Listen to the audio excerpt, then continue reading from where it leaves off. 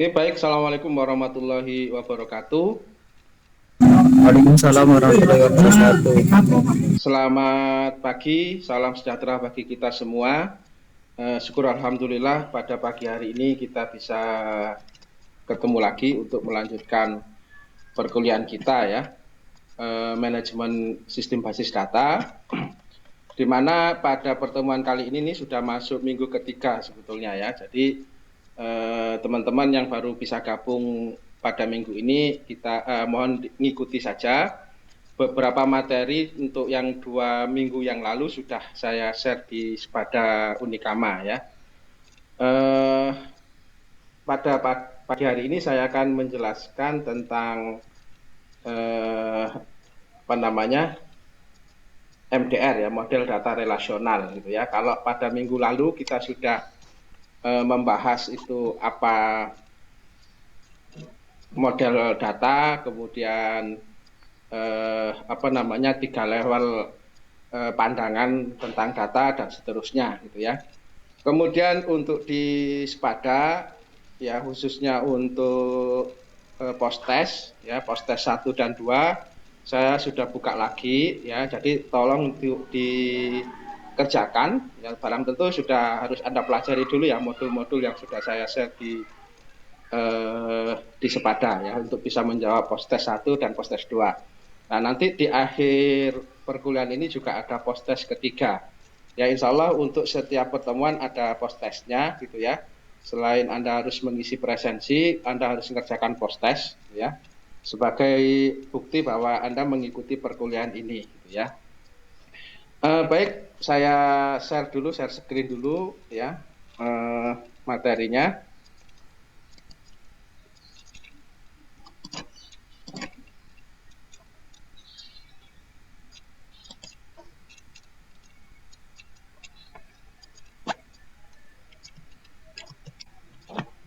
Bisa terlihat saudara PDF saya ini? Bisa Pak, terlihat Pak. Oke, baik. Nah, pada pagi hari ini kita akan meneruskan tentang model data rasional, yaitu struktur data di model MDR, gitu ya. Ini sudah saya share juga di Spada. Nah, ini sama dengan pada pertemuan minggu lalu, gitu ya. Kita meneruskan saja, gitu ya. Oke. Sekarang saya akan menjelaskan dulu tentang relasi dalam struktur data di relasi dalam model relasional ya. Relasi adalah satu-satunya struktur data di model rasional. Data di model rasional diorganisasikan atau distrukturkan atau dibentuk ya dalam relasi-relasi atau hubungan-hubungan gitu ya. Relasi terdiri dari sekumpulan kolom ya yang bisa bernama sembarang. Kolom ini nantinya dikenal sebagai field gitu ya, field ya, kolom atau field ya. Dan sembarang jumlah baris. Jadi jumlah barisnya ini nanti bisa terdiri 1, 2 atau bahkan banyak gitu ya. Nanti dikenal selanjutnya sebagai record ya. Jadi kolom di dalam struktur data model relasional ini dikenal sebagai field, kemudian kalau baris dikenal sebagai record ya. Baris-baris itu tidak bernama, yang bernama hanya kolom ya, makanya nanti ada nama field ya, tapi tidak ada nama baris. Nah, untuk membedakan satu baris dengan baris yang lain atau satu record dengan record yang lain, kita harus menerapkan sebuah aturan primary key ya, kunci utama yang bisa membedakan antara baris satu dengan baris yang lainnya. Nah, jadi bukan berdasarkan penamaan, tapi berdasarkan primary key. Nah, primary key itu nanti disusun bisa terdiri dari satu field atau satu kolom, bisa gabungan dari beberapa field atau beberapa kolom. Relasi sendiri nanti dikenal sebagai tabel, gitu ya. Kalau di model data relasional, relasi itu nanti selanjutnya akan dikenal sebagai kolom. Bentar, saya mau mengizinkan ini. Oke. Oke, selamat datang Mbak Ika ya. Nah, relasi mempunyai sifat-sifat sebagai berikut. Yang pertama, ya, isian pada kolom-kolom bernilai tunggal, ya. Jadi nanti value di dalam sebuah kolom itu tunggal gitu ya, walaupun nanti terdiri dari beberapa karakter gitu ya, ataupun angka, tapi sifatnya tunggal ya, hanya satu nilai. Ya, tidak ada pada satu kolom itu nilainya jamak. Kalau ada yang mau gabung lagi, saya izinkan lagi. Oke, selamat datang Mas Denny. Ya. Yang kedua, isian pada kolom-kolom adalah sejenis. Jadi kalau dalam kolom itu tipe datanya adalah numerik, maka semuanya akan bernilai numerik ya. Kalau string ya string semuanya. Kalau dia boolean maka semua nilai pada kolom yang sama akan bernilai boolean ya, bertipe boolean ya. Kalau date ya semuanya bertipe tanggal atau date ya. Jadi sejenis ya, tidak ada dalam satu kolom itu tipe datanya macam-macam gitu ya. Kemudian yang ketiga, tiap baris atau tiap rekod adalah unik. Nah ini ya, jadi akan berbeda. Setiap baris itu akan berbeda dengan baris yang lainnya. Dalam satu relasi itu, satu rekod dengan rekod yang lainnya harus ada pembedanya gitu ya. Makanya nanti akan diterapkan mekanisme primary key. Ya, nanti bagaimana membuat primary key agar supaya setiap rekod itu berbeda atau setiap baris itu berbeda dengan baris yang lainnya, kita akan bahas kemudian gitu ya. Nah, tapi yang perlu Anda ketahui bahwa primary key itu pertama harus ada di setiap relasi atau setiap tabel ya, harus diterapkan primary key karena untuk membedakan baris satu dengan baris yang lain. Kemudian primary key itu bisa terdiri minimal satu field atau satu kolom yang kita jadikan sebagai primary key, atau kalau memang diperlukan primary key itu terdiri dari beberapa kolom ya, gabungan gitu ya istilahnya ya. Karena kalau satu kolom tidak cukup gitu ya untuk membuat setiap baris itu menjadi unik. Nah, karena itu tambahkan kolom yang lain atau field yang lain ya, digabungkan kombinasi dari kedua kolom ini atau kedua field ini diharapkan bisa membuat satu kunci yang unik. Kalau tidak juga bisa tambahkan lagi ya, nah, digabung lagi menjadi 3 field atau 3 kolom misalnya semacam itu. Kemudian yang keempat ya, urutan kolom dari kiri ke kanan adalah tidak penting. Jadi misalkan ya dalam sebuah relasi atau tabel itu ada misalkan dalam relasi mahasiswa gitu ya, atau tabel mahasiswa.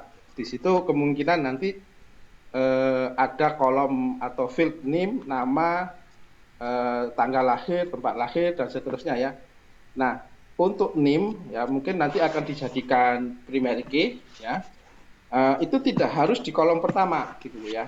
Nah, maksudnya begitu boleh diletakkan di kolom terakhir tidak masalah. Asal nanti statusnya dia sebagai primary key gitu ya. Tidak masalah gitu ya. Tidak harus field-field yang menjadi primary key itu harus diletakkan di urutan pertama atau urutan awal gitu ya. Mau diletakkan bagaimanapun terserah, di urutan manapun terserah, karena nanti kita bisa menampilkan data itu ya sesuai dengan format yang kita tentukan melalui bahasa query ya. Mungkin secara fisik ya NIM itu ada di urutan kelima. Nah, waktu mau ditampilkan bisa dijadikan di urutan pertama ya. Oke. Yang kelima, urutan baris ya dari atas ke bawah juga tidak penting. Nah, tidak penting karena tidak melambangkan prioritas gitu ya. Baris pertama lebih penting daripada prioritas kedua dan seterusnya, tidak.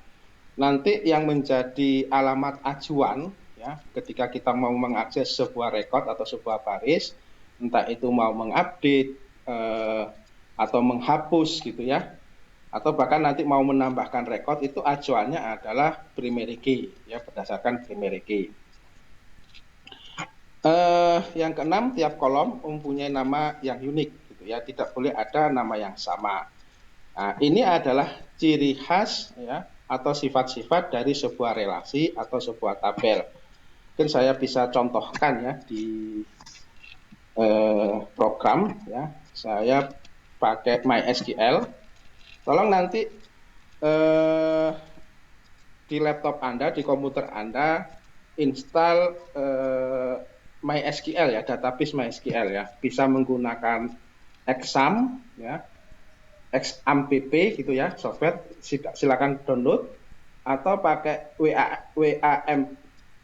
WAMP gitu ya, Exam atau WAM ya, boleh silakan, atau nginstal MySQL secara mandiri ya.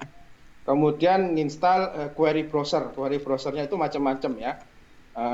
Saya pakai Navigate ya. Query browser itu untuk software yang kita bisa gunakan untuk mengeksplorasi database dan objek-objek yang ada di dalam database. Ya, ini contoh saya punya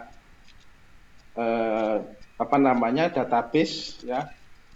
Saya gunakan yang di MariaDB ini ya. Ini sama dengan MySQL sebetulnya ya. Kemudian kemarin saya sudah ini punya klasik model ya. Contoh ya. Ini nanti kalau Anda ikut mata kuliah pemrograman database juga menggunakan hal yang sama ini ya. Nah, ini contoh di server MariaDB ini ya ada database classic models ya. Mudah-mudahan bisa terlihat ya.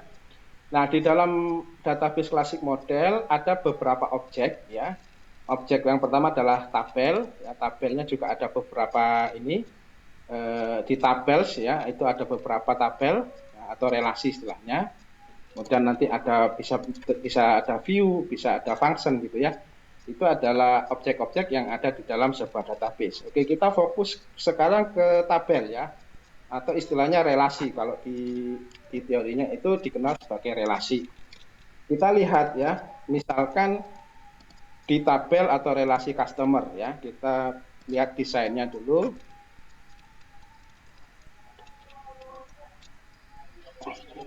Oke, nah contoh di sini isian pada kolom bernilai tunggal itu maksudnya setiap field atau setiap kolom ini harus ditentukan tipe datanya, ya. Kemudian dan tunggal gitu ya, dan tunggal tidak berupa array gitu ya, tidak berupa array atau nilainya itu yang bervariasi gitu ya, satu nilai. Jadi kalau saya perlihatkan di sini datanya, ya jadi satu kolom ya itu nilainya cuma tunggal satu ya. Nah, misalkan nama juga ini ya satu ya, tidak ada nama ke-1, nama kedua, nama ketiga gitu ya. Kalaupun nanti diperlukan menyimpan nama 1, nama 2, nama 3, nah, contoh seperti ini ya, address line ke-1, address line kedua itu harus menempati pada kolom yang berbeda gitu ya. Tidak dijadikan satu karena tidak mengenal nilai yang variatif gitu ya, nilai yang variatif atau nilai yang jamak gitu ya. Oke, itu contohnya. Kemudian isian pada kolom-kolom adalah sejenis ya. Jadi sejenis itu maksudnya tipenya sama ya. Kalau di sini misalkan customer number itu tipenya integer, itu berarti dia numerik.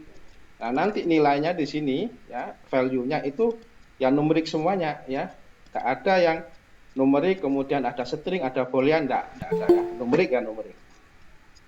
Oke, ada yang mau gabung? Saya masukkan dulu. Oke ya, di customer name juga begitu ya, karena dia tipe datanya adalah varchar atau karakter atau string, ya makanya semuanya string. Andai pun nanti ada angka, itu dianggap sebagai data string gitu ya. Itu ya, semacam itu. Baik, kemudian isian pada kolom sejenis itu ya, tipe datanya sama. Kemudian tiap baris adalah unik. Nah, unik itu maksudnya begini. Di sini ya, di tabel atau di relasi customer itu ada 122 record atau 122 baris gitu ya. Nah, di setiap baris ini ya pasti ada satu field yang membedakan ya antara baris satu dengan baris yang kedua ya. Mungkin saja ada dua baris ya, mulai dari customer name, kontak last name sampai terakhir di field terakhir itu nilainya sama persis gitu ya, isinya sama persis gitu ya. Tapi harus ada minimal satu kolom yang membedakan, entah itu pakai customer number atau pakai yang lain gitu ya. Kalau di sini dia menggunakan field atau kolom customer number sebagai primary key ya. Nah, ada yang minta izin. Oke ya. Nah, di sini di relasi customer itu menggunakan satu kolom customer number sebagai primary key yang membedakan antara record satu dengan record yang lainnya. Ya, tidak akan pernah ditemui gitu ya. Record yang sama persis mulai dari field pertama sampai field terakhir. Nah, makanya di sini harus menerapkan primary key. Nah, harus ada minimal salah satu kolom yang kita tetapkan sebagai primary key. Ya, itu untuk menjamin bahwa keseluruhan isi sebuah relasi atau sebuah tabel itu harus berbeda satu dengan yang lainnya. Ya, kalau sama persis itu namanya duplikasi dan tidak penting gitu ya. Kita mencatat data yang sama 2 kali bahkan lebih itu tidak penting, itu pemborosan dan itu akan harus dihindari. Ya, makanya tiap baris adalah unik. Urutan kolom dari kiri ke kanan adalah tidak penting. Jadi contoh semacam ini di sini secara desain ya customer number itu di urutan pertama. Ya kebetulan dia dijadikan primary key. Seandainya pun ini saya pindah gitu ya, misalkan saya pindah ke urutan tengah ini semacam ini, terus saya simpan gitu ya. Itu juga tidak penting ya. Ini saya buka lagi, ini tabelnya isinya ya. Customer number ada di sini saudara ya. Tidak penting ini ya, karena nanti dengan cara yang mudah saya bisa tampilkan customer number menjadi urutan pertama ya dengan perintah query ya. Perintah namanya nanti ini data manipulation language ya. Nanti di bahasa query formal atau komersial dijadikan sebagai nanti tinggal begini select ya, from ya. Kita masukkan customer semacam ini ya. Kita bisa nyebutkan langsung pertama customer number. Nah, walaupun dia di urutan berapa tadi ya, 5 atau 7 itu ya, baru kemudian customer name ya, koma ya, mungkin apalagi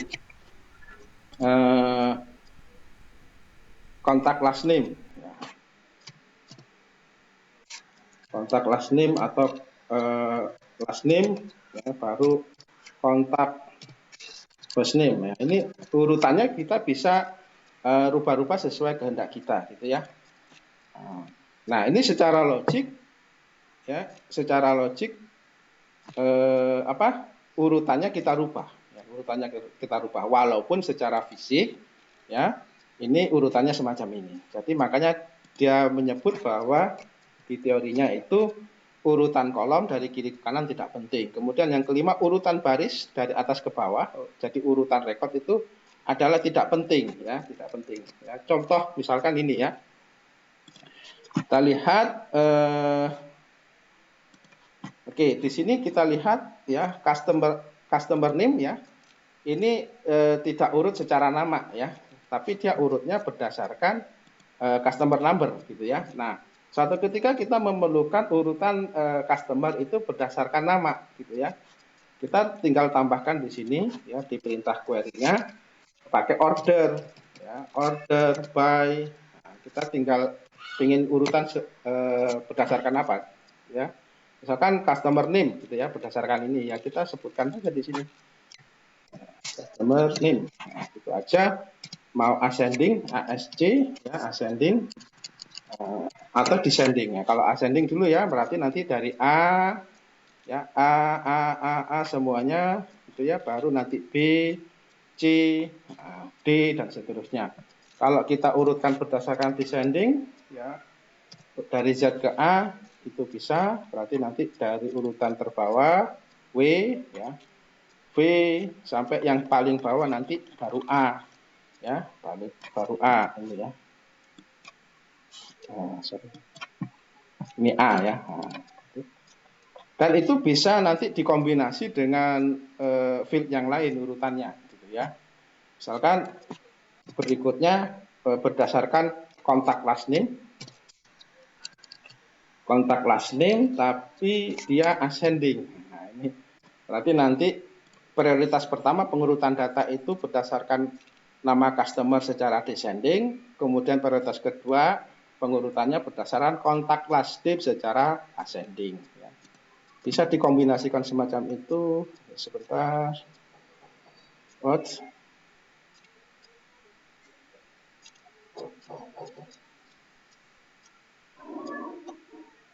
Oh ya, karena kontak last name sudah ada.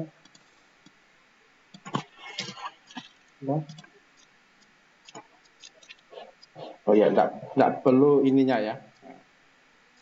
Cukup yang awal saja yang menjadi ininya, descendingnya gitu ya. Oke, ini sudah urut juga ya. Jadi kalau nanti kontak last name-nya ada yang sama gitu ya, maka urutan pertama berdasarkan customer name-nya dulu gitu ya. Oke, mungkin sampai di sini ada pertanyaan dulu sebelum lanjut. Halo. Belum ada, Pak. Belum ya, lanjut ya. Relasi merupakan representasi ya data secara logik gitu ya, bukan representasi secara fisik. Jadi relasi itu dia merepresentasikan sebuah struktur data yang bisa kita baca dengan mudah gitu ya.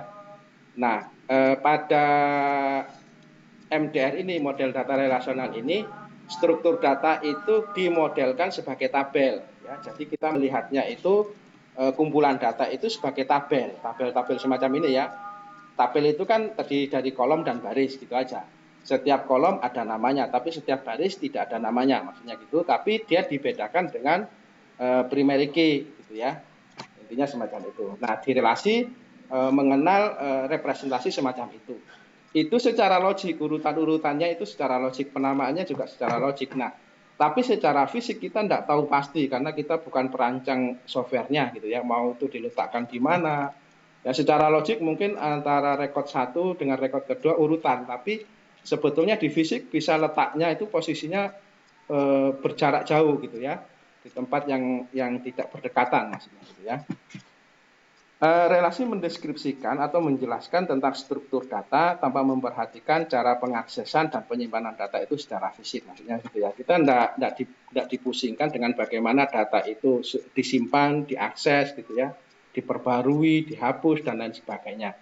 Itu kan pekerjaan fisik ya di hard disk kita. Tapi secara view pandangan dari pengguna tingkat atas itu ya cuma ada tabel gitu aja ya, representasi dari kumpulan data itu dalam bentuk tabel ya, ada baris dan kolom gitu ya, dan data itu bisa kita urutkan sesuai dengan keinginan kita. Itu secara logiknya begitu, tapi secara fisiknya kita nggak tahu pasti. Analis atau perancang tidak perlu memusingkan itu ya, I don't care tentang itu ya, mengenai cara pengorganisan data secara fisik di dalam hard disk kita ya, dalam komputer kita. Oke, nah kita bahas dulu sekarang relasi secara matematika. Jadi ini teoritis matematikanya dulu ya. Misalkan ada dua himpunan D1 dan D2, di mana D1 itu terdiri dari anggota 2 dan 4, sedangkan D2 terdiri dari anggota 1, 3, dan 5. Cartesian product dari dua himpunan ditulis sebagai D1 X D2 atau kali D2 gitu ya. Cartesian ini saling menggambarkan relasinya, keterhubungannya. Adalah himpunan berisi semua pasangan berurutan, di mana elemen pertama adalah anggota D1. Jadi bagian yang elemen pertama adalah D1, bagian yang kedua atau elemen kedua adalah dari anggota D2. Alternatif lain untuk menyatakan hasil Cartesian product adalah dengan mendaftarkan semua kombinasi ya, kombinasi dari D1 dengan D2 ya, di mana elemen pertama berasal dari D1 dan elemen kedua dari D2, sehingga diperoleh ya Cartesian dari D1 dan D2 adalah ini ya kombinasinya ya, kita ngambil elemen pertamanya dari D1 ya, karena ada 2 saja ya, nanti 2 kombinasi dengan 1 ya, 21, 23, 24, 21, 23, 25, kemudian 41, 43, 45. Jadilah semacam ini ya. Ya, gampang ya, ini teori himpunan biasa gitu ya. Sembarang subset Cartesian product ya, atau sembarang bagian dari hasil Cartesian product ini adalah relasi ya. Kita dapat menghasilkan relasi R di mana terdiri dari hanya 21 dan 41. Jadi R sendiri atau relasi itu sendiri bisa bagian dari hasil Cartesian product ini ya, kombinasi dari D1 dan D2 ya. Contohnya ini ya, misalkan R hanya mengambil 21 dan 41. Boleh saja nanti ada R yang kedua 21, 23 dan 45, boleh gitu ya. Kita dapat menspesifikasikan pasangan-pasangan berurutan dalam relasi dengan memberikan syarat relasi ya. Contohnya jika kita menginginkan R, ada yang mau gabung.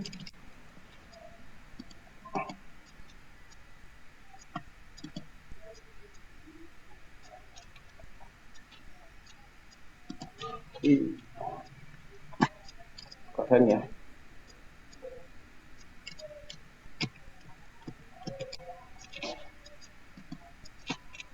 Halo, bisa didengar? Halo? Bisa Pak. Ya. Sebentar, ini saya mau ngizinkan ini kok hang. Oke, tidak apa-apa, ini nanti saya rekam kok. Ini laptop saya memang agak error ini.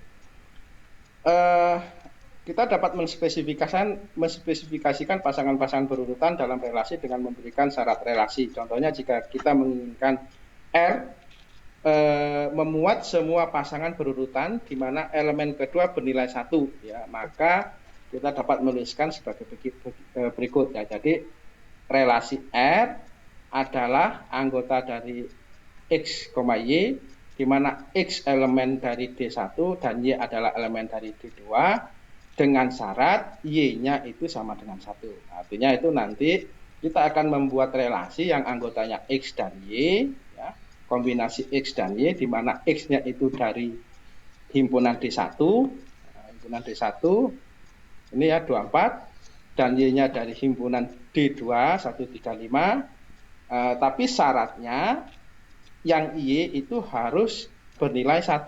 Nah, berarti kan nanti 21 dan 41 dapatnya gitu ya. Bentar, tadi ini temannya. Nah, ini gagal ini, saya tidak bisa ngeklik ya. Tidak apa-apa. Menggunakan himpunan-himpunan yang sama kita dapat membentuk relasi lain ya. S di mana nilai elemen pertama 2 kali nilai elemen kedua ya. Kita menentukannya dengan syarat begini ya. Jadi sama tadi relasi S ya. Ini pakai nama S gitu ya, relasinya terdiri dari kombinasi X dan Y di mana X elemen D1 dan Y elemen dari D2 di mana dengan syarat X sama dengan 2 kali Y. Hasilnya nanti ya sudah cuma ini ya, kalau di duanya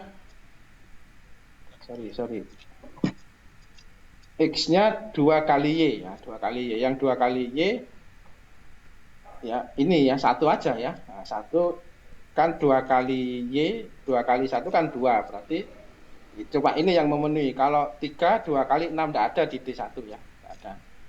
5 2 kali 10 tidak ada di D1 ya. Makanya yang memenuhi adalah cuma ini ya, 2,1 ya. X-nya adalah yang 2 kali Y-nya, maksudnya begitu ya.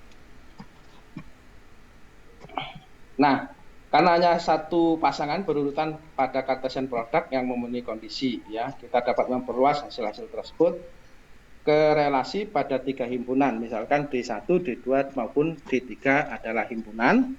Cartesian product dari D1 kali D2 kali D3 adalah himpunan triple atau tuple dengan 3 elemen, di mana elemen-elemen pertama berasal dari D1, elemen kedua dari D2, dan elemen ketiga dari D3. Sembarang subset atau sembarang bagian dari Cartesian produk hasil kombinasi 3 himpunan tersebut bisa terdiri dari ini ya. Misalkan ya. Semacam ini ya. Ini teori himpunan biasa yang nanti bisa Anda pelajari lebih jauh ya. Baik, sampai di sini mungkin ada pertanyaan, saudara? Halo? Ada? Halo? Ada pertanyaan? Masih belum, Masih Pak. belum ya, lanjut ya. Berikutnya relasi-relasi di dalam basis data ya. Dengan menerapkan konsep matematika seperti tadi ya atas relasi, maka kita menspesifikasikan skema relasi sebagai nama relasi, kemudian diikuti himpunan atribut dan nama domainnya. Misal ya, contoh ya, misalkan A1, A2 sampai A yang ke N adalah atribut-atribut pada domain D1, D2, sampai Dn. Jadi atribut itu judul kolomnya gitu ya. D1, D2, D3 itu adalah nilainya gitu ya. Nilai dari setiap kolomnya. Maka himpunannya adalah A1, D1, A2, D2 sampai A yang ke N, D yang ke N. Adalah merupakan skema relasi. Jadi nanti relasi itu harus kombinasi antara nama atribut dengan nilainya atau nilai value-nya. Nilai A didefinisikan dengan skema relasi, yaitu himpunan pemetaan nama atribut-atribut ke domainnya gitu ya. Relasi R adalah himpunan n tuple itu n baris ya, yaitu A1, D1 dan seterusnya ya. Di mana D1 adalah elemen dari D kapital 1 ini ya, dan seterusnya itu ya. Masing-masing elemen pada n tuple berisi atribut dan nilai atribut itu sendiri ya. Jadi judul kolom dan value-nya gitu ya. Saat kita menulis relasi sebagai tabel, kita mendaftarkan nama-nama atribut sebagai judul kolom dan menulis tuple-tuple sebagai baris berbentuk D1, D2 sampai D yang ke N. Di mana masing-masing nilai atribut diambil dari domain masing-masing atribut. Kita langsung contoh saja ya. Nah, kita dapat berpikir relasi pada model relasional adalah sembarang subset atau sembarang bagian dari kombinasi himpunan tadi, Cartesian product ya, sembarang subset dari Cartesian product himpunan domain atribut ya. Tabel dapat dinyatakan sebagai representasi fisik dari sebuah relasi. Contoh ya, misalkan ada relasi kantor cabang mempunyai ya pada satu perusahaan mempunyai atribut ya atau judul kolom gitu ya atau field gitu ya. Yang pertama ID kantor cabang, yang kedua alamat, yang ketiga kota, yang keempat kode pos, yang kelima nomor telepon, dan yang terakhir nomor fax ya, ya. Masing-masing atribut berkorespondensi dengan himpunan domain tertentu ya. Jadi masing-masing atribut atau judul kolom ini berkorespondensi atau berhubungan dengan himpunan dalam domain tertentu atau memiliki tipe data tertentu gitu ya. Kayak tadi itu customer number itu kan tipenya integer, maka dia berelasi dengan himpunan domain tertentu, domain nilainya gitu ya. Ya dengan integer aja gitu ya. Nah, mungkin dalam satu atribut ada integer, ada string, ada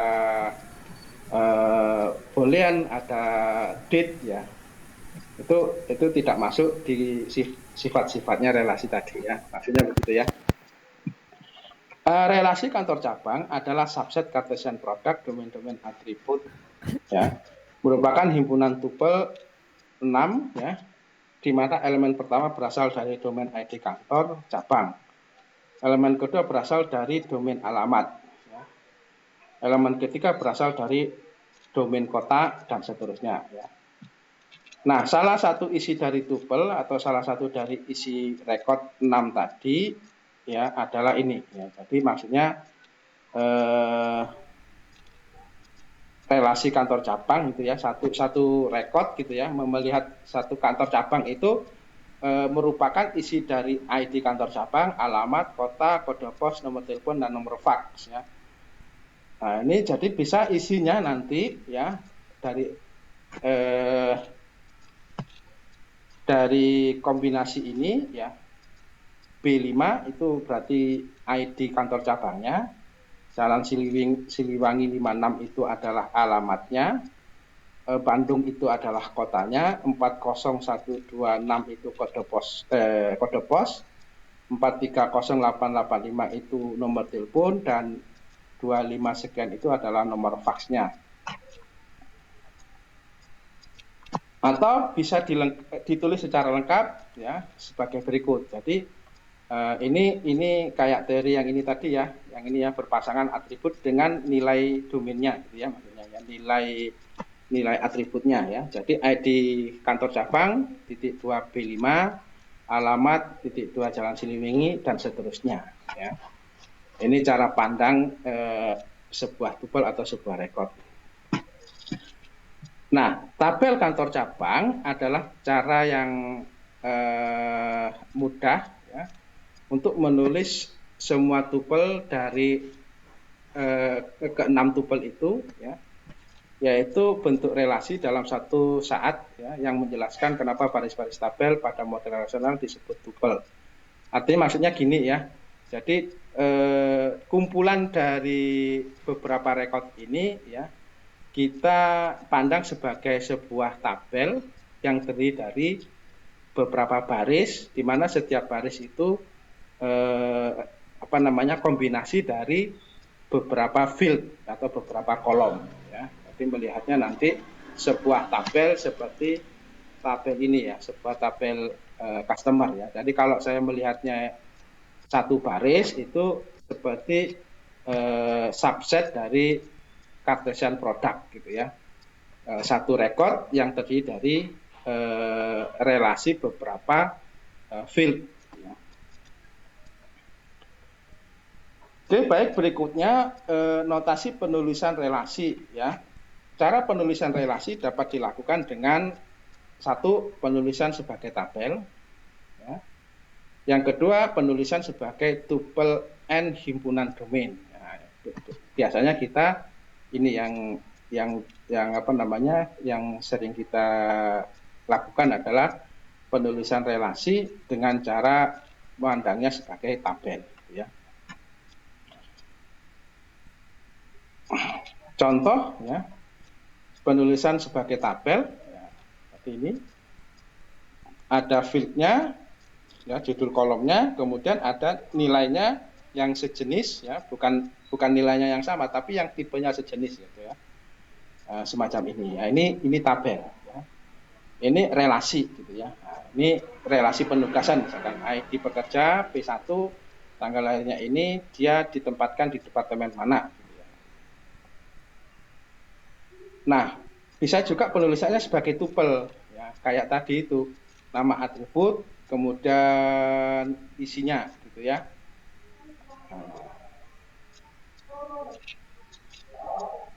Misalkan ini relasi penugasan dapat dideskripsikan dengan dua himpunan sebagai berikut. Penugasan sama dengan dalam kurung ya, ini ID pekerja, nama pekerja, tanggal lahir ya.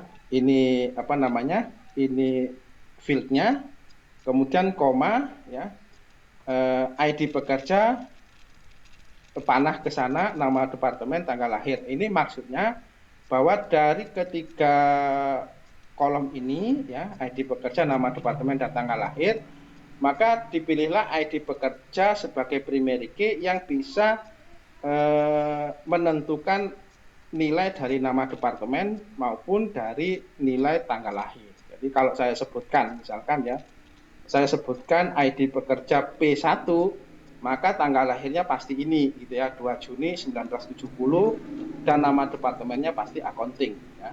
Tapi beda kalau saya sebutkan nama departemennya accounting gitu ya, apakah ID pekerjanya P1? Tidak mesti, karena kalau saya sebutkan accounting, ada ID pekerja P1 dan ada ID kerja P2. Artinya nama departemen ini tidak menentukan field nilai dari field ID pekerja maupun tanggal lahir, gitu ya.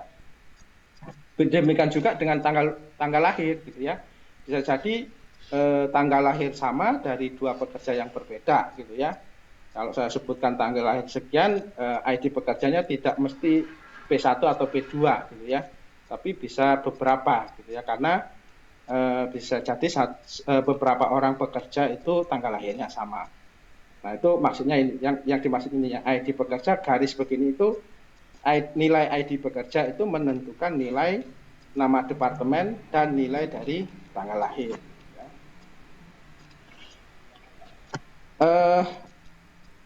Relasi penugasan ya mempunyai 3 atribut ya, ID pekerja, nama departemen, dan tanggal lahir. Mempunyai 2 kebergantungan fungsional. Nah, ini disebut kebergantungan fungsional ya, di mana ID pekerja menentukan nilai dari tanggal lahir, yang kedua ID pekerja menentukan dari nama departemen. Artinya kalau saya sebutkan sebuah nilai ID pekerja, tanggal lahirnya bisa dipastikan itu ya. Jadi contohnya ini ya, kalau P1 itu tanggal lahirnya pasti 2 Juni 1970 gitu ya. Tidak ada tanggal yang lahir yang lain kalau P1 gitu ya. Sebaliknya tidak, kalau saya sebutkan 2 Juni 1970 mungkin nanti ada P1, P6, P10 dan seterusnya ya. Nah, maksudnya begitu. Kemudian ID pekerja menentukan nama departemen ya. Kalau saya sebutkan tadi P1 ya, nama departemennya pasti akunting ya, tapi tidak sebaliknya. Kalau saya sebut akunting, apakah ID pekerjanya P1? Tidak, karena ada P2 juga di sini ya. Oke, kemudian properti relasi basis data ya. Relasi adalah memenuhi ciri-ciri berikut ya. Nama relasi harus berbeda dengan relasi-relasi lain di satu basis data. Ini maksudnya begini. Jadi kalau kita membuat tabel atau relasi dalam sebuah basis data, ya, saya pindah aja dulu ini, kembalikan.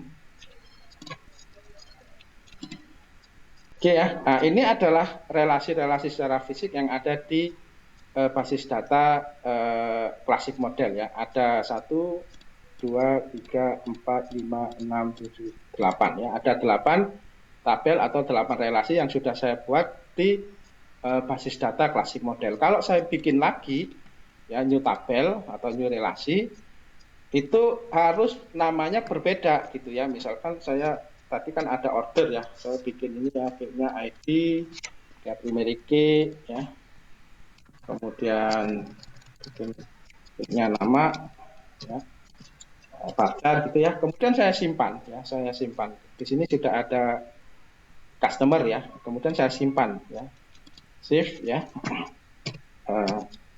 customer. Nah, sama persis ya dengan objek yang ada di ini ya, sama persis dengan ini ya, ini tabel baru atau relasi baru yang akan saya buat, kemudian saya kasih nama dengan relasi atau tabel yang sudah pernah ada di dalam basis data. Ini pasti akan ditolak ya. The table name ya is either invalid or already exist ya. Salah, penamaannya salah atau sudah pernah ada di dalam database ini. Jadi jangan sampai harus sama ya. Misalkan kita tambahkan 2 gitu ya, baru dia mau. Ya, ini baru muncul ya. Macam itu ya. Jadi jangan sampai ada 2 atau lebih relasi yang namanya sama, maksudnya itu ya. Jadi harus unik satu dengan yang lainnya selama dalam satu basis data atau satu database. Yang kedua, setiap masukan ke relasi adalah masukan bernilai tunggal ya. Maksudnya itu nilai di dalam setiap kolom itu tidak jamak gitu ya, harus tunggal gitu ya. Kalau jamak ya nanti harus banyak rekod, beberapa rekod, bukan di satu rekod yang sama. Setiap kolom mempunyai nama kolom yang berbeda dan unik, tadi sudah dibahas. Setiap nilai dalam kolom diidentifikasi dengan nama atribut, ini juga sama, tadi harus ada nama atributnya. Jadi kita mau mengakses, mau mengupdate itu harus mengacu ke nama ininya ya, ke nama kolomnya atau ke nama atributnya. Jadi select macam ini.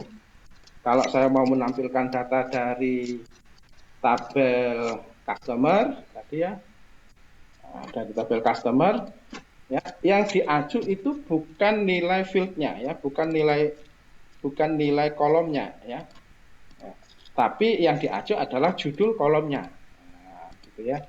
Jadi di sini misalnya customer number dan customer name. Customer name gitu ya. Nah, urusannya nanti mau difilter gitu ya. Misalkan saya mau menampilkan hanya si siapa ya, misalkan saya random aja, saya mau ngambil ini ya, kok kacau, saya copy. Jadi saya mau menampilkan customer atas nama Biane Mini import ini ya. Nah, ini tinggal where, saya kasih syarat where yang customer name-nya sama dengan, maka yang ditampilkan hanya customer name ini. Nah, syaratnya begitu ya. Oke, lanjut. Setiap kolom mempunyai nama kolom yang berbeda. Setiap nilai dalam kolom diidentifikasi dengan nama atribut. Jadi nanti makanya nanti nilai dalam kolom itu harus nyantol gitu ya, dikaitkan pada sebuah atribut gitu ya, yang diaju berdasarkan namanya. Urutan data pada kolom tidak penting, tadi sudah saya jelaskan. Setiap baris merupakan item yang berbeda dan unik, itu juga sudah saya jelaskan. Artinya nilai dalam setiap baris yang ada dalam satu relasi atau satu tabel itu harus ada yang beda. Minimal satu field yang beda dengan yang lainnya, nilainya loh ya. Contoh ini ada customer name, customer number, dan seterusnya. Mungkin untuk field yang lainnya sama, ya, yang berbeda cuma customer number-nya, tidak masalah gitu ya. Tapi jangan sampai mulai dari customer number sampai field terakhir itu nilainya sama semuanya, gitu ya. Itu tidak boleh gitu ya. Oleh karena itu, mau tidak mau ketika kita membuat sebuah tabel baru atau membuat relasi baru di dalam sebuah database, kita harus menerapkan yang namanya primary key. Primary key sebagai field yang nilainya pasti unik dari record satu dengan record yang lain sebagai penanda gitu ya, penanda atau kata kunci untuk menuju ke record tertentu. Yang ketujuh, urutan baris tidak penting, tadi sudah saya jelaskan juga. Oke, saya langsung saja.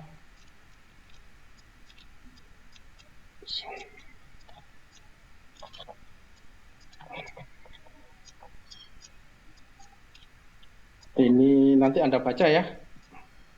Saya lanjut ke sini.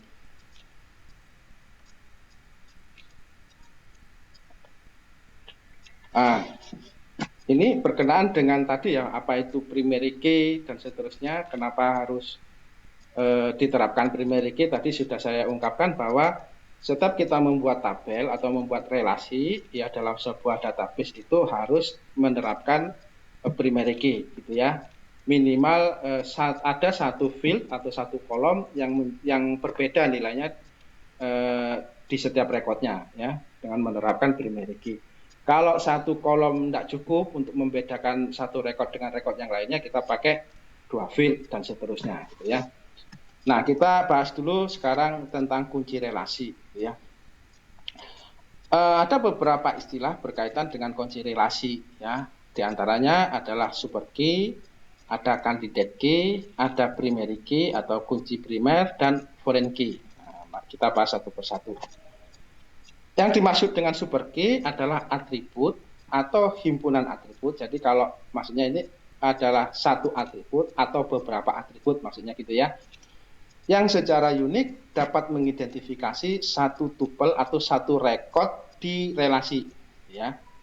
Paham ya? Jadi super key adalah satu atribut atau kumpulan atribut yang secara unik ya dapat mengidentifikasi satu rekod di relasi. Jadi apa ya? Ya namanya kunci itu harus beda dengan kunci satu dengan kunci yang lainnya, maksudnya begitu ya. Sehingga kalau saya sebutkan nilai dari kuncinya, ya, itu bisa menuju ke satu rekod tertentu, gitu ya, bukan menuju ke banyak rekod, gitu ya. Nah, itu berarti tidak unik, gitu ya. Super key mungkin ya masih mengandung atribut-atribut yang sebenarnya tidak diperlukan untuk identifikasi satu tuple secara unik, ya. Jadi bisa saja nanti disederhanakan, maksudnya gitu ya, disederhanakan. Jadi super key ini ya sudah kumpulan gitu ya, misalkan contoh di tabel customer ya, saya menentukan super key-nya adalah customer number, customer name ya, kemudian kontak last name dan kontak first name ya, ini kombinasi gitu ya. Nah ternyata pada perkembangannya ya, ternyata nanti ada data baru yang kontak first name-nya sama gitu ya, sama dengan yang ada di sini ya. Itu sudah tidak unik gitu misalkan gitu ya. Bisa dihilangkan itu, tidak perlu, nanti cukup nanti customer number, customer name dan kontak last name saja yang dijadikan super key ya, misalkan gitu ya. Demikian seterusnya sampai nanti akan mengerucut, misalkan dipilihlah customer number saja. Nah, ketika dipilih hanya customer number gitu ya, dan dipastikan bahwa untuk semua data yang ada dalam satu tabel itu unik, maka customer number ini yang dari tadinya sebagai super key menjadi primary key gitu ya. Oke, yang kedua candidate key adalah super key ya. Super key jadi satu atribut atau kumpulan atribut yang dapat mengidentifikasi satu tuple di relasi atau satu rekod di relasi. Jadi candidate key adalah super key di mana tidak ada lagi subhimpunan super key di dalamnya gitu ya. Pada candidate key kita hanya berkepentingan dengan super key yang benar-benar hanya memuat atribut-atribut yang penting untuk mengidentifikasi sebuah rekod secara unik gitu ya. Oke. Candidate key pada relasi R mempunyai dua properti. Yang pertama harus unik ya. Pada masing-masing tuple di R, nilai R-nya secara unik mengidentifikasi tuple ya. Pertama unik syaratnya, yang kedua tidak tereduksi ya, tidak ada himpunan subset dari primary key-nya itu ya, dari candidate key-nya itu ya, yang mempunyai properti unik ya. Maksudnya harus ya tunggal lah, bukan kombinasi lagi dalam satu field-nya. Yang ketiga adalah primary key ya. Nah, ini kita fokus aja di primary key karena nanti di implementasinya kita hanya mengenal istilah primary key gitu ya. Tidak lagi menggunakan super key, candidate key ya. Cuma kita mengenal ada dua nanti, primary key dan foreign key ya. Jadi kita fokus saja di sini ya. Untuk mengidentifikasi sebuah rekod secara unik itu kita menggunakan mekanisme primary key gitu ya. Primary key merupakan candidate key, ya, jadi dari super key kemudian direduksi lagi menjadi candidate key, kemudian candidate key ini direduksi lagi, ya, dipilih lagi, ya, untuk mengidentifikasi sebuah rekod secara unik, ya, pada satu relasi, ya. Jadi ya, yang tidak bisa lagi direduksi lah intinya gitu ya. Field atau beberapa field yang dikombinasikan dan tidak bisa lagi dikurangi gitu ya, direduksi untuk menjadi kata kunci yang bisa mengidentifikasi sebuah rekod. Nilai kunci primer suatu relasi mengidentifikasi satu baris unik di dalam tabel atau suatu relasi. Kunci primary relasi dapat terbentuk dari satu atribut atau lebih ya. Kalau lebih itu bisa 2, 3 ya, kombinasi namanya ya. Atribut-atribut kunci mempunyai properti sebagai berikut ya. Satu, himpunan nilai atribut mengidentifikasi satu baris di satu relasi secara unik ya, tidak ada yang sama. Jadi di sini di tabel customer itu dari 122 rekod, customer number-nya tidak ada yang sama. Ya, tidak ada yang sama. Ya. customer name itu boleh sama, boleh ada yang sama maksudnya ya, kontak last name itu boleh ada yang sama dan seterusnya. Tapi untuk customer number, karena dia sudah dipilih menjadi primary key dan satu-satunya field yang menjadi primary key di tabel ini, maka tidak boleh ada yang sama ya. Karena nanti dia sebagai kunci identifikasi maksudnya. Yang kedua, tidak ada subset dari atribut-atribut itu yang juga merupakan kunci relasi. Maksudnya bagian dari primary key itu menjadi kata kunci juga gitu ya. Nah, ini tapi kebetulan karena satu field ya, karena satu field dia ya tunggal ya, tidak lagi bisa tidak berisi bagian dari customer number ini menjadi primary key yang lain ya. Yang ketiga, atribut-atribut kunci tidak dapat bernilai nol. Nah, ini tidak boleh, harus diisi. Makanya di sini waktu kita mendesain tabelnya, kalau dia menjadi primary key pasti di sini not null ya, tidak boleh nol ya. Kalau saya hilangkan not nullnya, ya kalau saya simpan, mestinya ini otomatis dia diisi not null ya, tidak boleh not null maksudnya ya. Nah, tapi beda kalau customer name. Ya, customer name ini saya hilangkan ya, karena dia tidak menjadi primary key. Kalau saya simpan ya sudah boleh, berarti ini kosong boleh. Ya, ini saving ya, sudah tersimpan. Ya sudah tersimpan, ini boleh kosong. Yang lainnya ya saya kosongkan gitu ya. Artinya boleh kosong loh ya. Jadi nanti di customer name itu boleh diisi kosong ya, tidak diisi maksudnya gitu ya. Itu kalau saya simpan, ini saya save gitu ya, maka tidak apa-apa, ini boleh nol. Tapi kalau customer number, karena dia menjadikan primary key, kalau saya paksa misalkan boleh kosong gitu ya, ini not nullnya saya tidak mencentang gitu ya, artinya boleh kosong gitu ya, saya simpan ya, nanti otomatis dia harus not null. Nah, ini dipaksakan, ini pemaksaan gitu ya, constraint gitu ya, pemaksaan supaya harus mematuhi itu. Kalau sudah menjadi primary key, maka harus diisi, entah itu satu karakter atau beberapa gitu ya, maksudnya sini. Dalam banyak kasus ya, kunci relasi dapat terbuat dari beberapa atribut ya, untuk mengidentifikasi rekod-rekod secara unik. Kemudian yang berikutnya adalah foreign key. Foreign key adalah himpunan atribut pada satu relasi, di mana himpunan atribut itu bukan kunci utama ya, pada relasi itu, tetapi merupakan kunci relasi di relasi yang lain. Merupakan kunci primary ini ya, maksudnya ya, primary kunci di relasi yang lain ya. Contoh semacam ini ya. Atau saya contohkan di sinilah, saya bikin ini sebuah model ya, sebuah model supaya ini.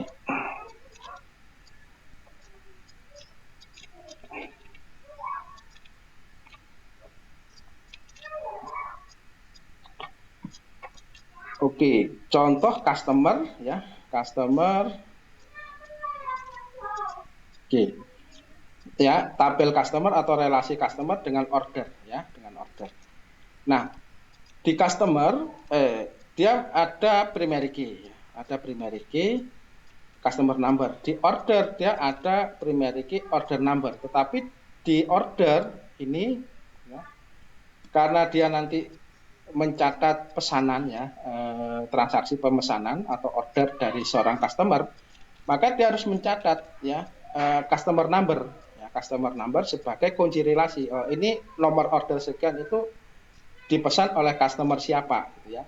Maka di sini diperlukan field customer number yang sama persis dengan field customer number yang ada di tabel customer ya. Tipenya sama, kemudian panjangnya juga sama. Nah, customer number di customer itu menjadi primary key.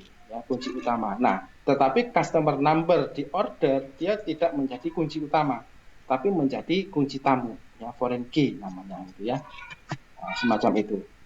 Nah, ini penting ya, karena nanti untuk mengaitkan ya order sekian itu yang mengorder siapa, gitu ya. Tidak perlu mencatat namanya, kontak last name-nya, tapi cukup mencatat primary key dari relasi atau tabel customer, gitu ya. Karena nanti yang tercatat di sini akan mewakili semua nilai yang ada di customer number ya. Di customer, di tabel customer, mulai dari customer name, kontak last name, kontak first name, dan seterusnya. Jadi cukup menyebutkan primary key-nya, nilai dari primary key customer, dia akan memperoleh nama customer-nya siapa, nama kontaknya siapa, dan seterusnya. Nah, itu ya. Nah, itu nanti cara membuat ini akan saya ajarkan dari pertemuan berikutnya, gitu ya. Yang penting ada paham, oh ini ada primary key, ada foreign key, ya. Jadi semacam itu ya. Mungkin sampai di sini ada yang perlu ditanyakan dulu, ya, sebelum lanjut. Halo, ada? Belum, Belum? Pak. Oke, baik. Ini ya ini contoh saja ya. Jadi begini ya contohnya. Kalau dilihat dari ini kan skemanya. Kalau dilihat dari isinya, isinya gini. Saya contohkan order ya. Order. Nah, order. Nah, Anda lihat di sini ada order number sekian, ya, tanggalnya, kemudian sampai pengiriman tanggalnya, statusnya apakah sudah terkirim atau masih proses, kemudian komennya apa, gitu ya, komentarnya. Kemudian di sini customer number, dia hanya mencatat customer numbernya tanpa tahu siapa namanya. Nah, gampang caranya ya ketika kita menggunakan query ya. Jadi cukup begini saudara. Sebentar ya saya ketikkan. Oke.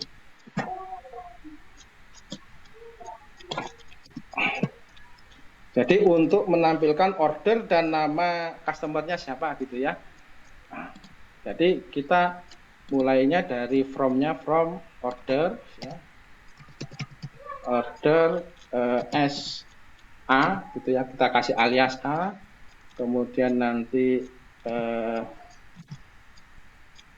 left join,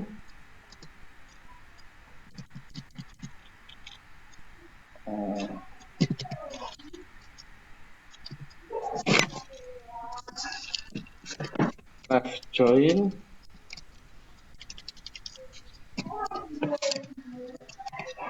dengan customer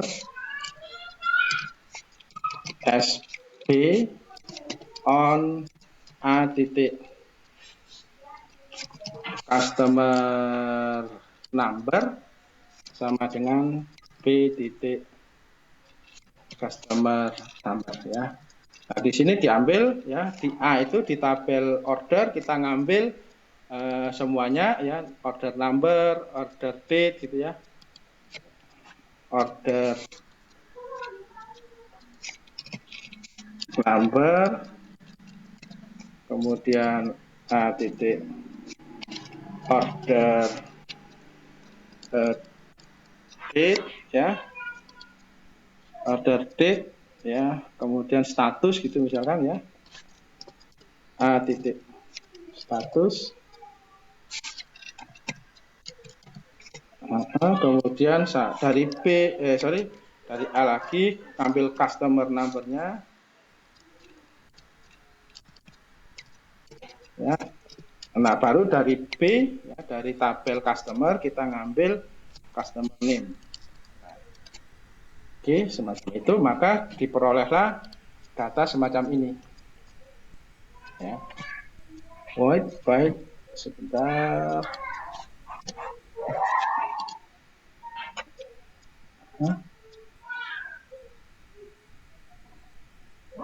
From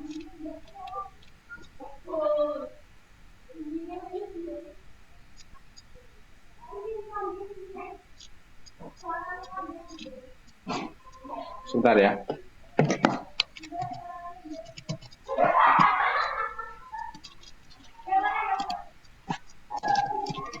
Live join MySQL.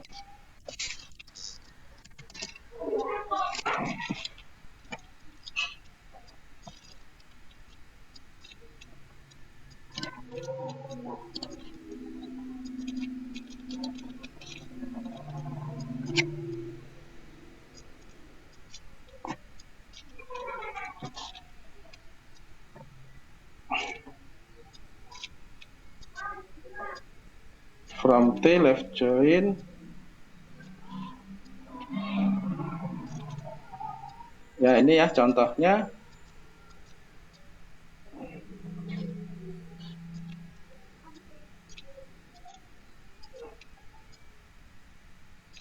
Left join order on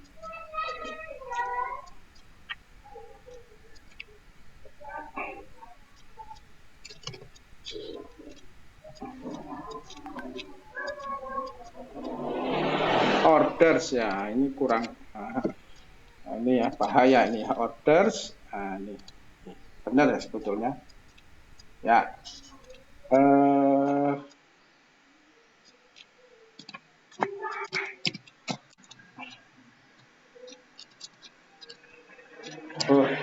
Customer ini benar, ini salah number,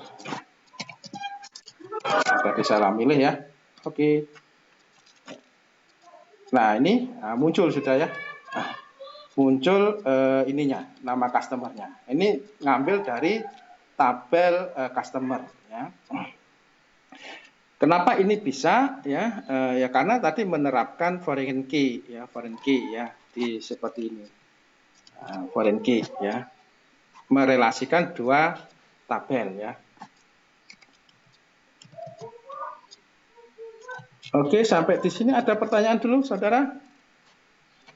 Sebelum lanjut? Ada? Halo? Nggak ada, Pak. Belum ya? Belum mungkin.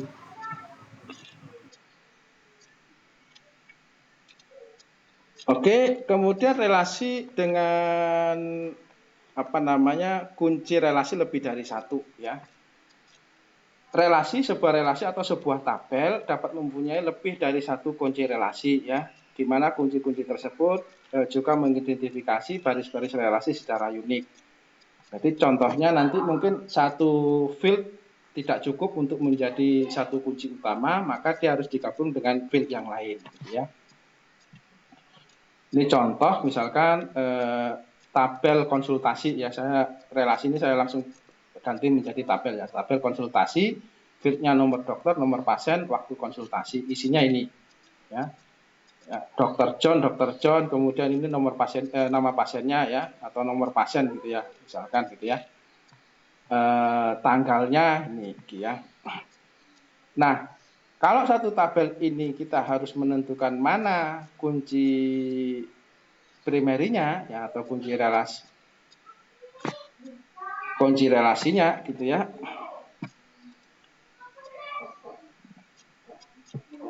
Di sini nomor dokter, waktu konsultasi ya. Nomor dokter, waktu konsultasi adalah kunci relasi karena dokter hanya dapat mempunyai satu konsultasi pada satu waktu ya. Jadi kalau dia memilih nomor dokter sama nomor pasien gitu ya, ada yang sama ya. Ini ya, baris ke-1 dan baris ke berapa ini? 1, 2, 3, 4, 5 ya, kelima. Ini sama. Ya, jadi kalau saya menyebutkan nomor dokternya Dr. John dan nomor pasiennya Nyonya James, dia akan mengacu kedua rekod ya. Rekod pertama dan rekod ke-6. Nah, oleh karena itu, kalau cuma satu misalkan ya, pakai nomor dokter ya, di sini Dr. John banyak ya, nomor pasiennya banyak, waktu konsultasinya banyak ya.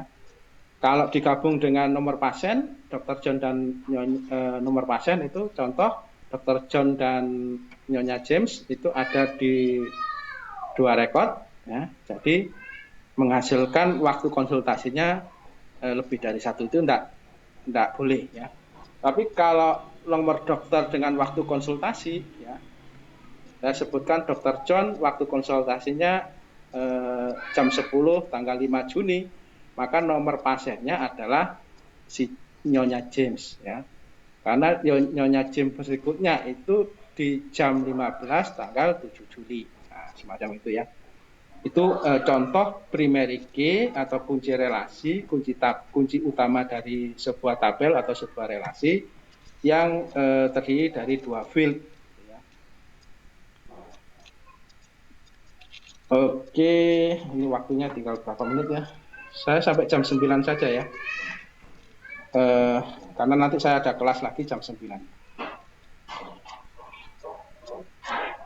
Oke. Pencarian kunci utama relasi atau penetapan gitu ya, penetapan primary key sebuah tabel atau sebuah relasi di dalam model ER.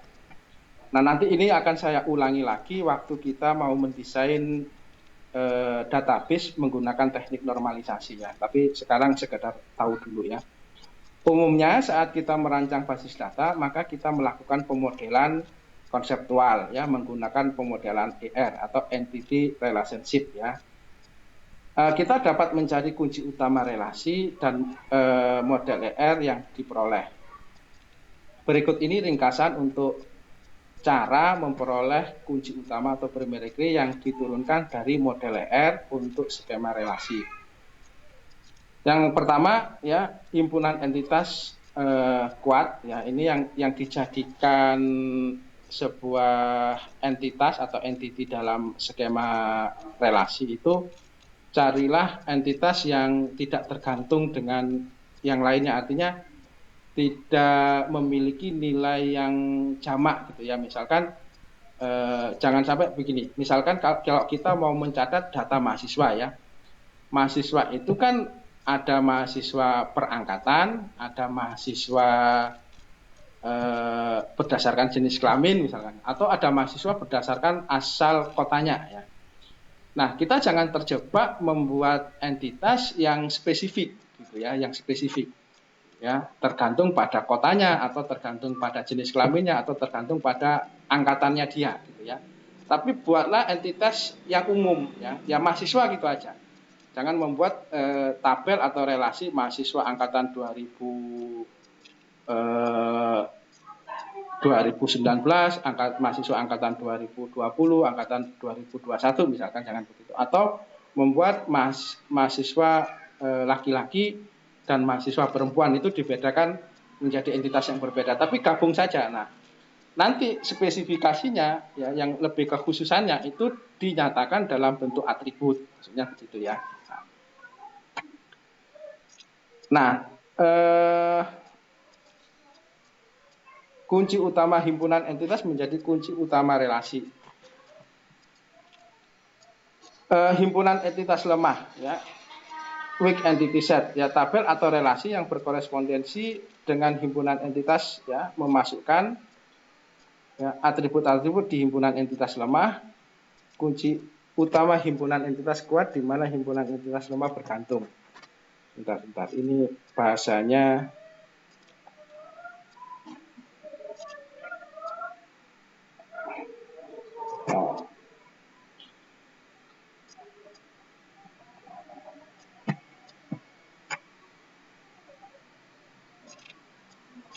sebentar, langsung aja dicontoh ya.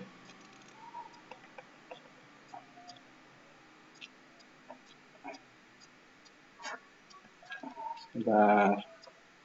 Ini bahasanya agak inilah ya, nanti kita bahas aja lagi di ini kalau mencari kunci utama gitu ya. Kunci utama nanti kita bahas lagi di pembahasan teknik normalisasi ya. Ini bahasanya terlalu jelimet gitu ya. Oke, kita ke pembuatan diagram skema gitu ya. Skema basis data yang menyatakan kebergantungan kunci utama dan foreign key ya, dapat digambarkan secara grafis dengan diagram skema relasi. Berikut ini adalah diagram skema relasi untuk relasi pekerja, relasi pekerjaan, dan relasi proyek. Ya. Jadi catat dulu entitasnya apa saja atau relasinya apa saja gitu ya. Kemudian catat ininya field-fieldnya atau atributnya gitu ya. Nah, yang menjadi field yang menjadi primary key untuk setiap relasi atau setiap tabel letakkan di urutan pertama ya. Nah, di sini secara konsep kita letakkan di urutan pertama. Tapi kalau secara fisikal nanti membuat desain tabelnya itu boleh di urutan sembarang gitu ya. Karena ini untuk memudahkan penggambaran karena nanti akan diberikan garis gitu ya. Misalkan untuk relasi pekerja itu ada atribut ID pekerja, nama, tanggal lahir, alamat. Nah, kita bisa membayangkan ya, kira-kira isi dari masing-masing atribut itu seperti apa. Contoh ya, mulai dari nama. Ya, kemungkinan ya, untuk semua data yang ada di relasi pekerja atau di tabel pekerja ini ada nama yang sama ya, satu atau dua atau beberapa rekod namanya sama. Misalkan namanya Agus, itu ada 3 nama Agus di dalam satu relasi pekerja. Nah, otomatis nama ini bukan kandidat sebagai primary key. Ya, kenapa? Karena nilainya di beberapa rekod atau beberapa data ada yang sama. Ya. Kemudian tanggal lahir, ya, bisa jadi juga kan beberapa pekerja, bukan satu ya, bisa jadi beberapa pekerja itu memiliki tanggal lahir yang sama. Berarti tanggal lahir juga tidak bisa menjadi primary key. Alamat juga begitu, ya. Apalagi kalau alamatnya hanya ditulis kotanya, gitu ya, Malang, Surabaya, gitu ya. Bisa jadi ada beberapa data yang alamatnya sama. Nah, artinya nama, tanggal lahir, dan alamat ini tidak cukup syarat menjadi primary key. Nah, kita bisa menggabungkan ini atau tambahkan aja satu field ya yang bisa mengidentifikasi secara unik semua data yang ada di sebuah tabel. Misalkan kita tambahkan ID pekerja. Kalau di tabel mahasiswa itu tambahkan NIM gitu ya. Karena nama, alamat, dan seterusnya itu bisa sama antara satu mahasiswa dengan yang lain gitu ya. Tambahkan NIM. Yang nanti syaratnya bahwa nilai NIM ya itu harus unik di semua kejadian atau di keseluruhan tabel mahasiswa itu harus unik, tidak ada yang sama. Nah, di relasi pekerja ini kita menggunakan ID pekerja sebagai primary key ya, karena nanti berapapun data yang ada di relasi pekerja ini atau di tabel pekerja ini, ID pekerjanya harus unik, tidak ada yang sama. Kemudian di proyek juga begitu, ada nama proyek, tanggal mulai, dan durasi. Ini bisa sama ya, isinya bisa sama ya untuk setiap fieldnya itu ya. Maka nama, tanggal mulai, dan durasi tidak bisa menjadi primary key. Nah, baru kita tambahkan satu field yang kita khususkan menampung nilai yang unik sebagai primary key. Misalkan ID proyek gitu ya. Nah, dari kedua ini, ya, kedua relasi ini dipertemukan dalam sebuah relasi pekerjaan. Ya, jadi ada relasi namanya pekerjaan yang mempertemukan atau merelasikan antara pekerja dengan proyek, gitu ya. Karena bisa jadi satu orang pekerja itu terlibat di beberapa proyek, gitu ya. Begitu juga sebaliknya, satu proyek bisa terdiri dari beberapa pekerja. Nah, untuk kalau ini saya relasikan langsung dari pekerja ke proyek gitu ya, maka relasinya many to many. Ya. Jadi many to many artinya begini ya, seorang pekerja ya bisa terdaftar di beberapa proyek sekaligus gitu ya. Bisa bekerja bisa terlibat di satu proyek atau beberapa proyek. Itu one to many ya. One to many ya. Ya dari sisi pekerja ke proyek itu satu pekerja bisa terlibat di satu atau bahkan beberapa proyek. Oke ya, one to many. Nah, sebaliknya dari proyek ke pekerja, satu proyek itu bisa terdiri dari seorang pekerja atau beberapa pekerja. Nah, one to many juga. Nah, ketika ini digabungkan artinya nanti relasinya jadi many to many. Ya, many to many. Secara logika kita bisa paham ya relasi tersebut ya relationship semacam itu. Tapi secara praktek tidak bisa kita membuat di tabel fisiknya itu relasi many to many itu tidak bisa. Harus ada perantaranya. Ya. Harus ada perantaranya sehingga nanti semua skema relasi itu diarahkan menjadi relationship-nya adalah one to many. Ya, tidak ada many to many atau one to one ya. Yang ada itu one to many saja gitu ya. Nah, ada relasi atau tabel perantara. Ya, jadi begini. Nah, pekerja itu tidak langsung berelasi dengan proyek tapi ke tabel pekerjaan ya. Jadi di sini satu pekerja bisa terdaftar di beberapa pekerjaan. Ya, di sini ID pekerjanya sama, tapi satu pekerja di sini ya terdaftarnya di sini di satu ID pekerja terdaftar di tabel pekerja itu cuma satu ya. Maka dia one to many.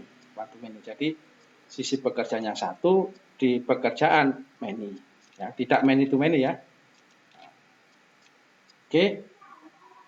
Kemudian pekerjaan dengan proyek sama ya, satu proyek, satu ID proyek ya. Bisa terdaftar di sini beberapa ya, banyak gitu ya. Tapi sebaliknya satu ID proyek yang ada di pekerjaan hanya terdaftar di satu proyek di sini. Ya, jadi nanti one to many juga ya. Jadi tidak many to many. Nah, semacam itu. Nah, masalahnya sekarang di relasi atau di tabel pekerjaan apa yang menjadi primary key-nya? Ya, yang menjadi primary key-nya. Nah, apakah ID pekerja atau ID proyek atau total waktu keterlibatan? Kalau dilihat tadi ya satu pekerja bisa terdaftar banyak di sini ya, satu ID pekerja misalkan ID pekerja 01 di sini bisa terdiri dari beberapa rekod, berarti kan many ya. Nah, kalau ID pekerja saja tidak bisa menjadi primary key karena ada duplikasi data di situ. Demikian juga ID proyek ya, satu ID proyek bisa terdaftar banyak di sini ya. Tapi ketika digabung ya, dikombinasikan antara ID proyek dengan ID pekerja, dia akan unik ya. Hanya sekali saja terlibat. Nah, makanya di sini primary key-nya itu adalah ID pekerja dan ID proyek. Ini mestinya ada garis ya. Di garis gitu. Nah, jadi di tabel pekerja itu cukup primary key-nya ID pekerja. Di proyek itu primary key-nya cukup ID proyek. Tapi di tabel pekerjaan ya dia primary key-nya harus kombinasi antara ID pekerja dengan ID proyek. Semacam itu nanti kita akan bahas lagi ya lebih lanjut kalau kita mendesain tabel menggunakan metode normalisasi. Kita akan jelas ya. Tapi intinya di sini ketika kita membuat diagram skema relasi, kita harus memikirkan ya tidak hanya mencatat nama entitasnya ya atau nama relasinya atau nama tabelnya ya, tidak juga hanya mencatat nama-nama atributnya atau nama fieldnya, tapi kita juga harus memikirkan apa yang menjadi primary key di setiap relasi atau di setiap tabel yang kita gambar. Semacam itu ya. Oke, penjelasannya bisa Anda baca itu lebih lanjut. Saya kira itu materinya cukup di situ. Kemudian kalau kita lihat di Sepada, ya di Sepada itu sebentar di kuis ketiga, ya, nah ini kuis ketiga ya, sorry ya, ini kuis ketiga ya, bukan kuis kedua. Saya edit dulu.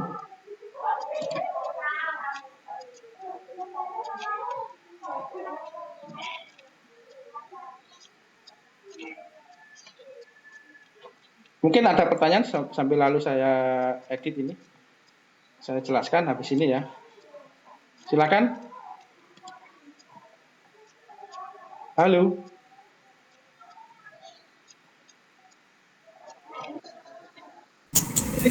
Cukup, ya, Pak. bentar ya. Saya jelaskan kuisnya ya.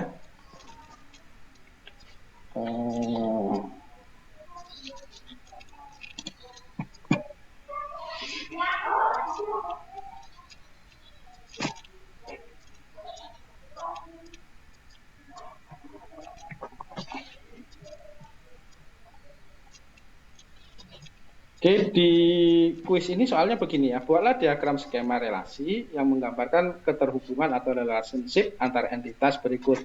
Jadi maksudnya Anda gambar seperti yang ini ya, Gambar ini aja, gambar kayak gini gitu ya. Entitasnya atau tabel-tabelnya yang pertama ada dosen, atributnya adalah ID dosen, nama dan alamat, kemudian yang kedua adalah kelas. Atributnya atau field-fieldnya adalah ID kelas, ruang kelas, ID dosen, ID mata kuliah, hari dan jam. Kemudian mata kuliah, ya, ID mata kuliah, nama mata kuliah dan SKS-nya. Yang berikutnya adalah ruang kelas, ya, ID ruang kelas, lokasi, kapasitas. Nah, tugas Anda buatlah ini menjadi skema relasi dan gambarkan juga relationship-nya, keterhubungannya.